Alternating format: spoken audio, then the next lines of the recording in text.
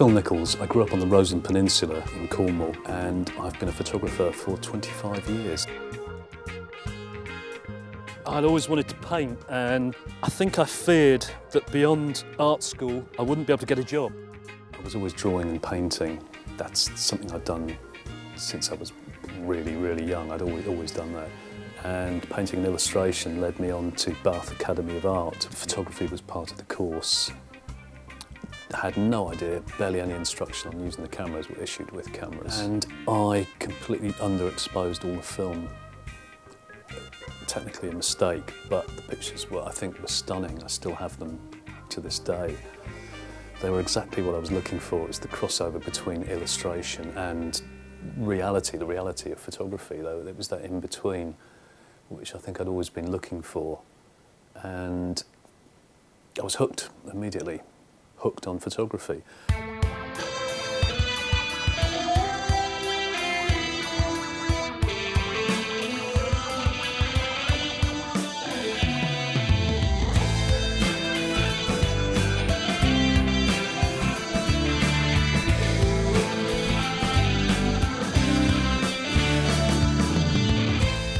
I wanted to be a music photographer, that's what I wanted to do.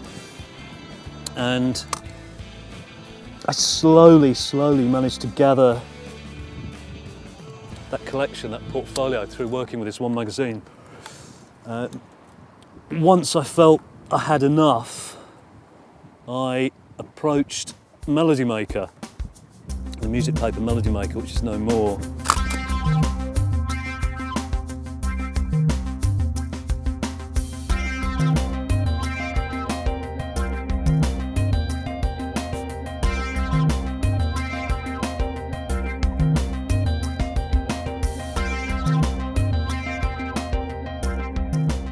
Continued for 12 years with the paper, travelling, touring with bands.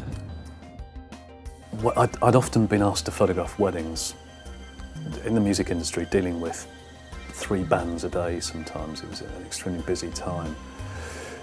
Lots of people get married and lots of people would ask us to, as music photographers, to cover their weddings.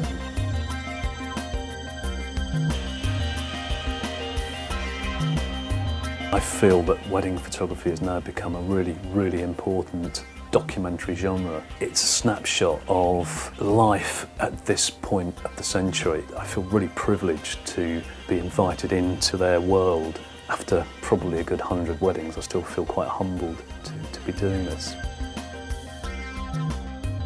The work I've been gathering through shooting weddings over the last 9 years has enabled me to begin putting together another book with a working title, A Very British Wedding.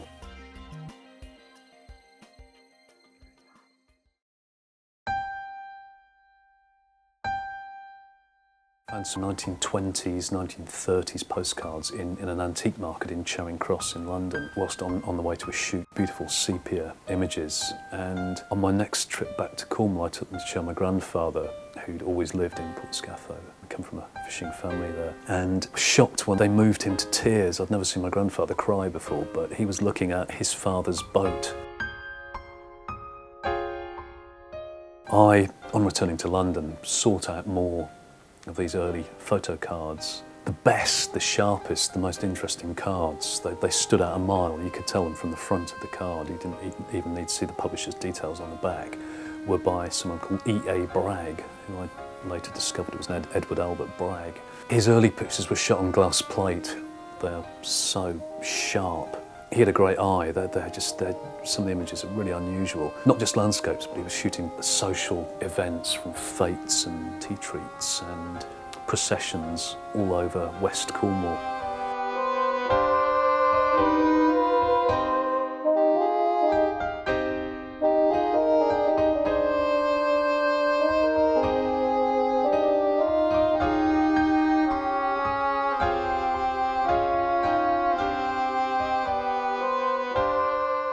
Living in Falmouth from about 1910, he saw the build-up to war. He saw the Mediterranean and Atlantic fleets gathering in the bay, Mounts Bay, and he will have witnessed the build-up and then the realities of the First War.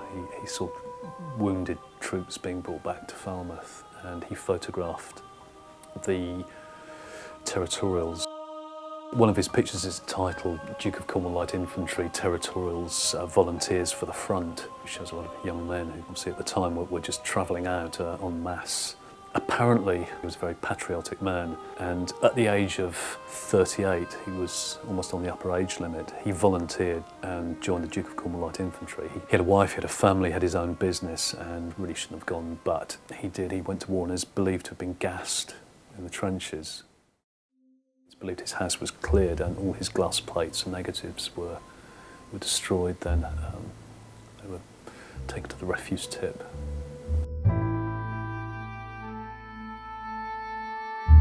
I'm just proud that I've managed to document so much in my time and have really covered different genres, from war to fashion.